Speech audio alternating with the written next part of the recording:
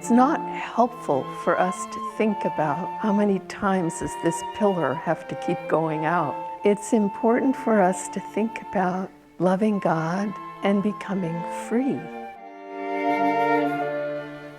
So this morning when I got in the car, my husband turned to me for the, I don't know how manyth time, and said, "Here we go again," knowing the topic today was reincarnation. Again and again. We get the same joke, right?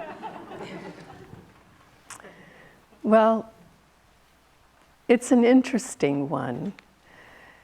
When I reflect on the topic of reincarnation, what I love about it is if you pull back further and further, you get a bird's eye view.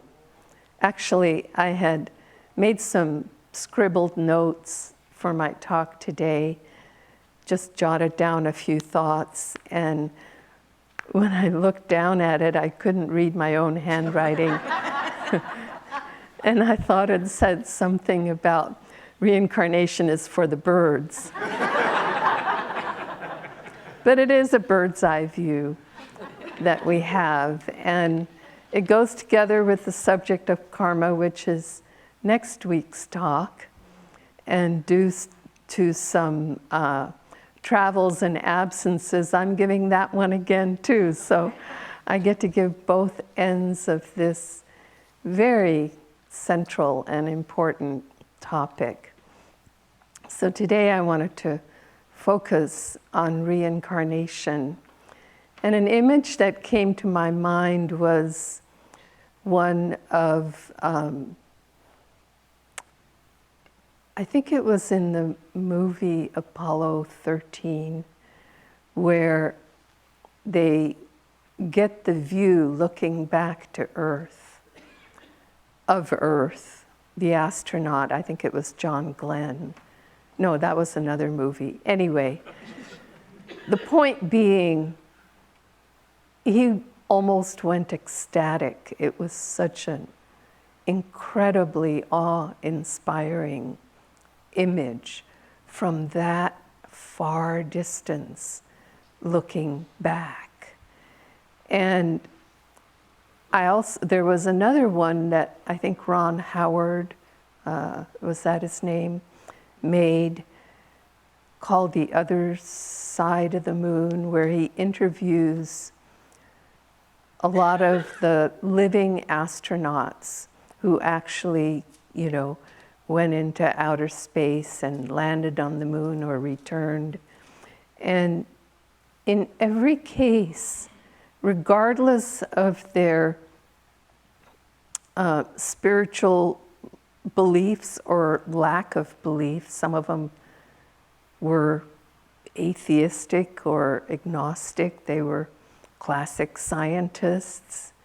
But when they had the experiences of being in that cosmic environment and seeing the vastness of the universe, they went into awe. They were forever changed. That old atheistic genie could not be put back in the bottle. It was a life-changing experience for them.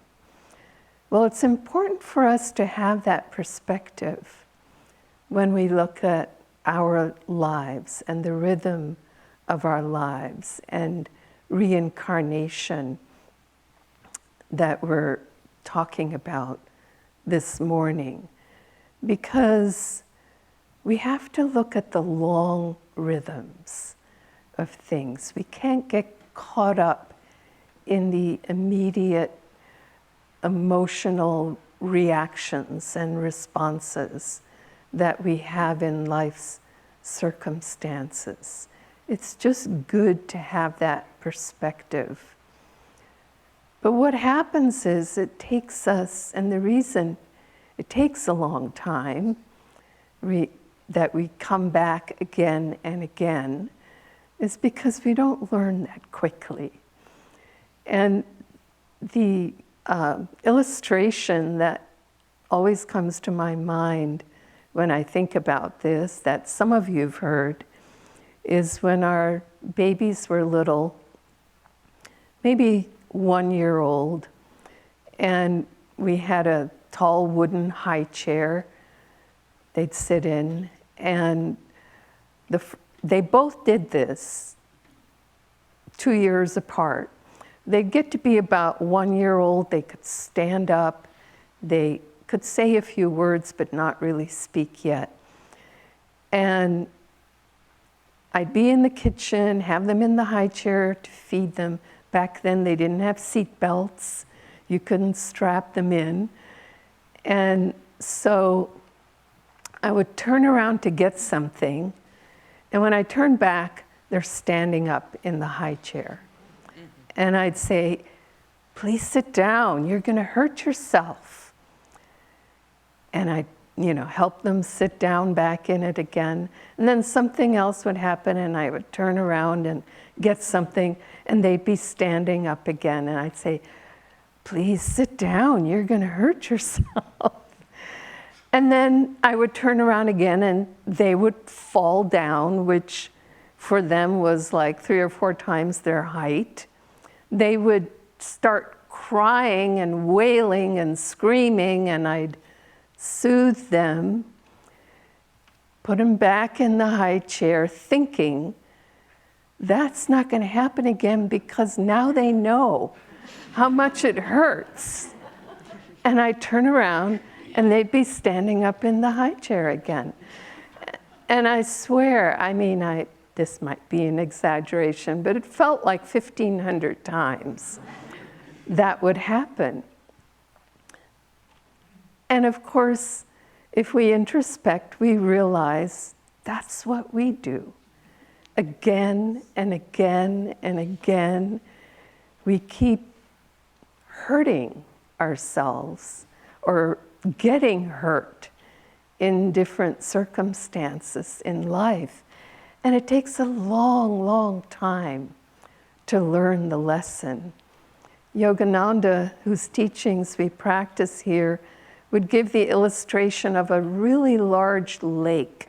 Like, let's imagine Lake Washington. You can't see the other end of it. And if you see a little bird that flies down, scoops down, and picks up a few drops in its beak and goes on, and then turns around and scoops again and again, it would take 8 million scoops to empty the lake. That's the illustration he gave of how many times we reincarnate. Again and again and again. But not to get discouraged, because we have to remember there's no time or space in God. It can be like that in God, what for us seems like an eternity. It doesn't have to, we don't want to concentrate on the vastness of that. He gave another illustration of a guru, a saint in India, who was sitting with his disciples in a satsang. And one disciple asked, how many lifetimes do I have to keep going? How close am I? When will I know God? And the guru said, you're very close, just 5 lifetimes. And he thought, wonderful. And then one of the other ones raised their hand, thought, I need to get in on this. How many lifetimes will it be before I'm free? And the guru said, you're very close, just 2 lifetimes. And another one asked, and the guru said, you'll be free by the end of this lifetime. And then the guru's foremost disciple asked, or someone asked for him, if I remember the story correctly, when will he know God? And the Guru said, at least 1,000 more lifetimes. And everybody was shocked because he was the most advanced disciple in the room. And the disciple got up and went just outside the room and started dancing for joy. And everyone else went out and they were stunned. Why is he dancing for joy? And they said, didn't you hear? The Guru said 1,000 lifetimes. And the disciple said, didn't you hear? He promised I would be free in 1,000 lifetimes. And he was dancing for joy. And so it's not helpful for us to think about how many times does this pillar have to keep going out, like the reading was saying this morning. It's important for us to think about loving God and becoming free. So what jumped off the page for me in the reading this morning is the Bhagavad Gita reading where Krishna says to Arjuna, Krishna being the Guru, Arjuna the consummate disciple, he says, you and I have had many lifetimes, and I know them all, but you, O chastiser of foes, know them not. And I thought, whoa, why is he calling him chastiser of foes? And then I realized what he's talking about is delusion. Judgment, essentially, is one of the foremost negative qualities that we can adhere to. And English is my second language. I know intuitively what chastiser means, but I looked it up. And it's the chastiser is a menace. It's one who punishes anyone who's wronged him. And I thought, whoa, you, O chastiser of foes, punishing.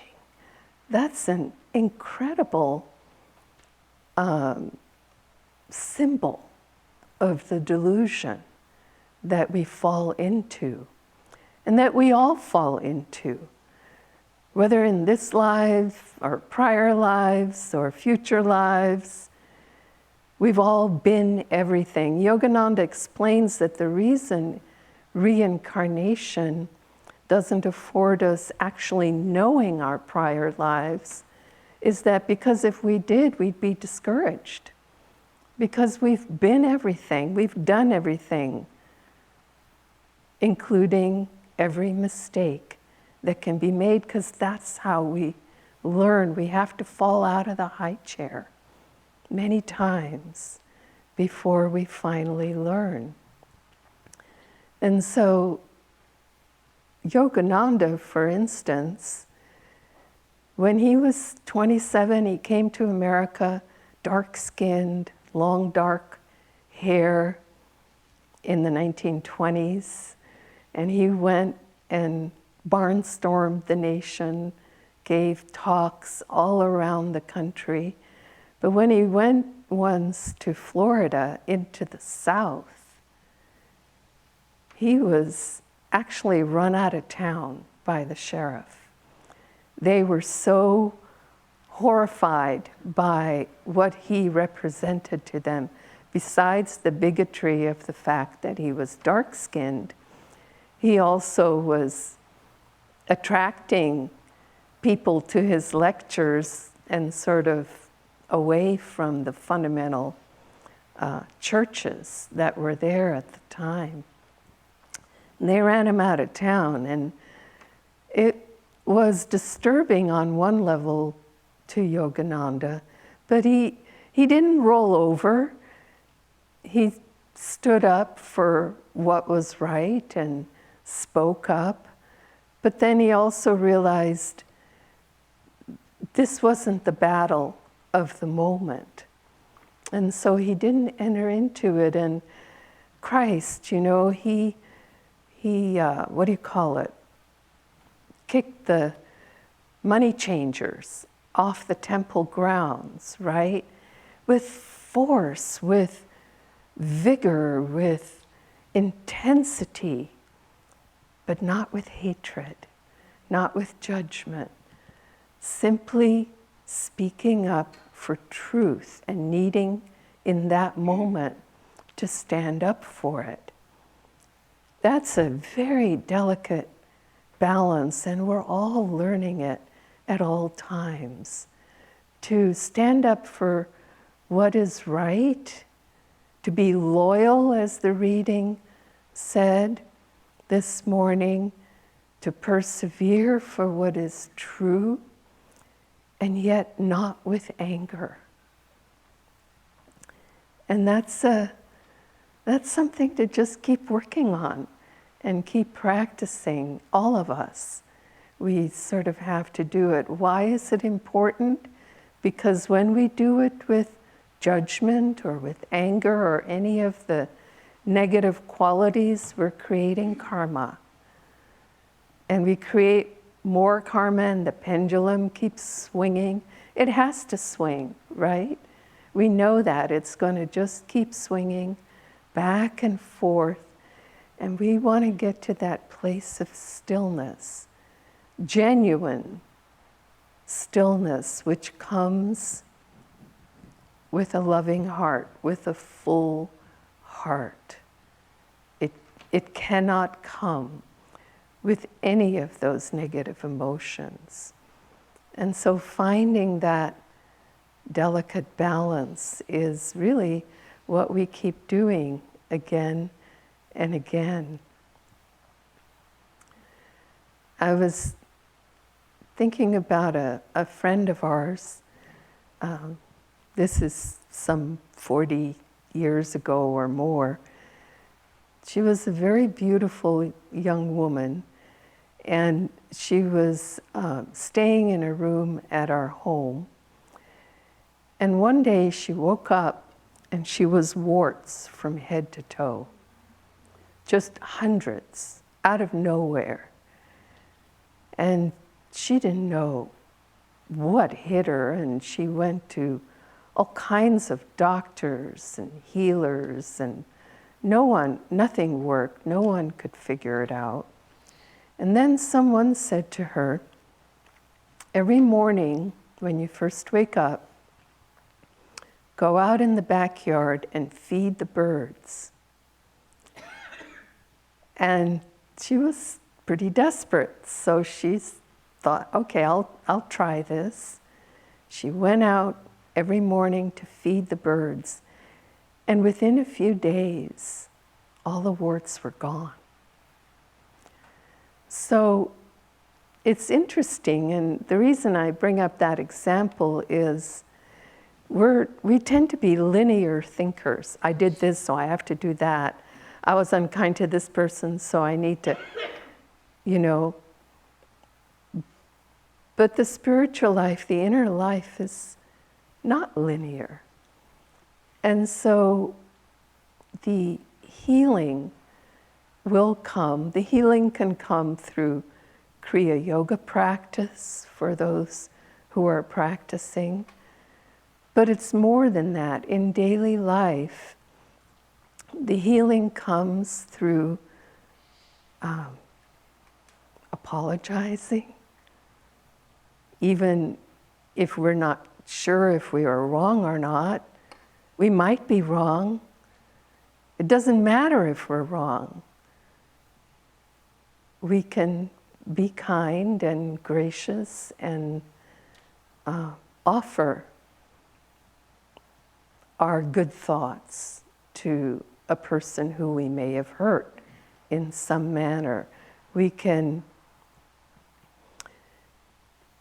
What I appreciated about Swami Kriyananda so much through the years is he'd often invite us to engage in different kinds of activity, to help him with this, help him with that, go here, go there. And then somehow in the process of that, you'd find that something that had been bothering you had vanished.